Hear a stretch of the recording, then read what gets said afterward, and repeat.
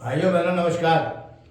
मैं अनिल शुक्रवार से पूर्व सांसद अपने YouTube चैनल जन यात्रा टीवी में आप सबका स्वागत करता हूं। साथियों, आज हम चर्चा करेंगे लोकसभा चुनाव से पहले पूरे देश में लागू होगा सीए। आज हम सीए के बारे में चर्चा करेंगे। साथियों, विस्तार से जानिए आखिर सीए क्या है। केंद्रीय गृह मंत्री श्री अमित शाह जी ने बड़ा ऐलान करते हुए कहा है कि सीए आसन्न लोकसभा चुनाव से पहले ही लागू होगा। माननीय अमित शाह के ऐलान से काफी लोगों में इसे लेकर भ्रम की स्थिति पैदा हो गई है। मैं इस लेख के माध्यम से सरल भाषा में सीए का मतलब समझाना चाहता हूं। सीएए का हिंदी में अर्थ है नागरिकता संशोधन अधिनियम। इस अधिनियम के लागू होने के बाद लाभार्थियों को भारतीय राष्ट्रीयता प्रदान करने का कार्य शीघ्र शुरू होगा।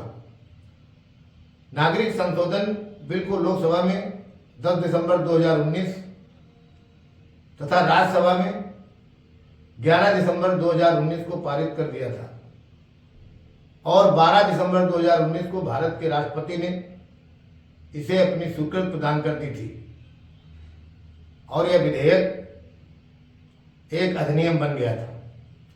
10 जनवरी 2020 से यह अधिनियम प्रभावी भी हो गया था।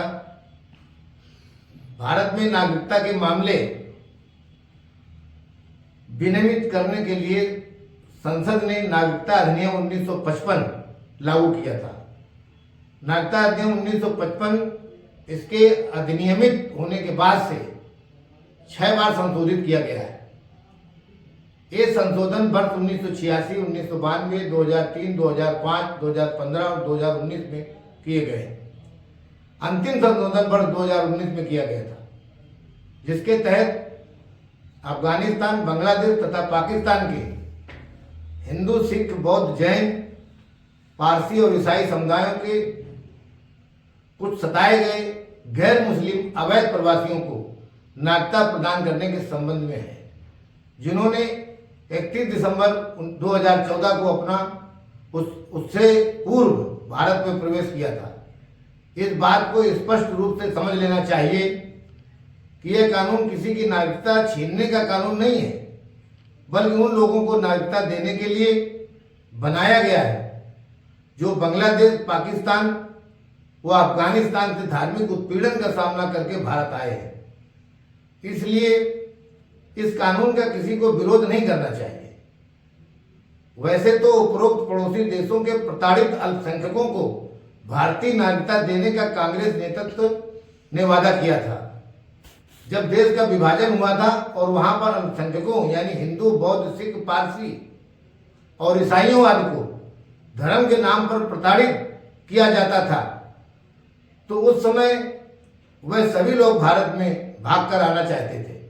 तब कांग्रेस ने कहा था कि आप यहाँ आइए, आपको यहाँ नागरिकता दी जाएगी, पर बाद में कांग्रेस अपने वादों से मुकर गई। भारत में विपक्षी पार्टियां नकारात्मक राजनीति में विश्वास करती हैं और उसी का परिणाम था कि देश में कुछ हिस्सों में व्यापक पैमाने पर विरोध प्रदर्शन हुआ था और दिल्ली के शहीन बाग में तो इसके खिलाफ महीनों धरना प्रदर्शन चला था। अब 4 साल बाद जब पुनः इसे लागू किया जा रहा है, जिसके लिए नियम तैयार है और ऑनलाइन पोर्टल भी तैयार है, क्योंकि पूरी प्रक्रिया ऑनलाइन होगी। आवेदकों को वह वर्ष बताना होगा जब उन्होंने यात्रा दस्तावेजों के बिना भारत में प्रवेश किया था। आवेदकों से कोई दस्तावेज नहीं मांगा जाएगा। दुख की बात है कि इस पवित्र काम को लेकर भी मुस्लिम भाइयों को विपक्षी पार्टियों द्वारा सीए को लेकर गुमराह किया जा रहा है, भड़काया जा रहा है, जबकि सीए बांग्लादेश, पाकिस्तान और अफगानिस्तान से भारत आए धार्मिक अल्पसंख्यकों को भारतीय नागरिकता देने के लिए है। यह कानून नागरिकता छीनने का कानून नहीं है। इसके बाद भी विपक्षियों द्वारा शरारत भरा दुष्प्रचार किया गया कि अगर सीए लागू हो गया तो देश के मुसलमानों को देश की नागरिकता से वंचित कर दिया जाएगा। परिणाम स्वरूप देश के कई हिस्सों में उपद्रव हुए।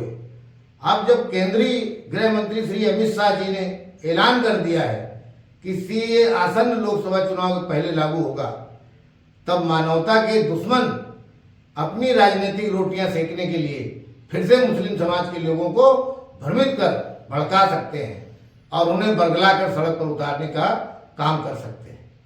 इसलिए सरकार को ऐसा करने वालों से सख्ती से निपटने की तैयारी कर लेना चाहिए, क्योंकि ऐसा करने वाले कुछ और नहीं केवल मानवता के दुश्मन हैं।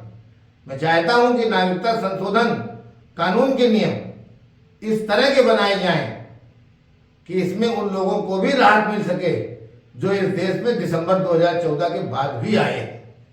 आज की तारीख में जहां अफगानिस्तान में हिंदुओं और सिखों से लगभग खाली हो गया है और पिछले कुछ वर्षों में बांग्लादेश और पाकिस्तान में रह रहे गैर मुस्लिम नागरिकों पर प्रताड़ना का सिलसिला और तेज हुआ है, ऐसे में उनके पास सिवाय भारत में आने के और कोई रास्ता नहीं बचता है। या फिर वह मतांतरण कर ले या फिर मर जाए, क्योंकि इन देशों में उनका कोई भविष्य नहीं है। मैं माननीय मोदी जी की सरकार को और गृह मंत्री श्री अमित शाह जी को धन्यवाद देना चाहता हूं कि वे इन देशों से धार्मिक उत्पीड़न से भारत आए लोगों को नागरिकता देकर संकट से उबारने का काम कर रहे हैं। अच्छा होता यदि यह काम और पहले कर दिया जाता, क्योंकि बांग्लादेश, पाकिस्तान और अफगानिस्तान से जान बचाकर भारत आने में जो सफल हो रहे हैं वह सभी भारत की नागरिकता पाने का इंतजार कर रहे हैं। ऐसे लोगों की भारत में अच्छी खासी संख्या है। उनके सामने प्रताड़ना से बचने के लिए भारत आने के अलावा अन्य कोई उपाय नहीं है। बहुत बहुत धन्यवाद। यदि आपको मेरा चैनल पसंद आया हो तो इसे लाइक सब्सक्राइब करना न भूलें। आपका साथी अनिल शुक्लवासी, पूर्व सांसद।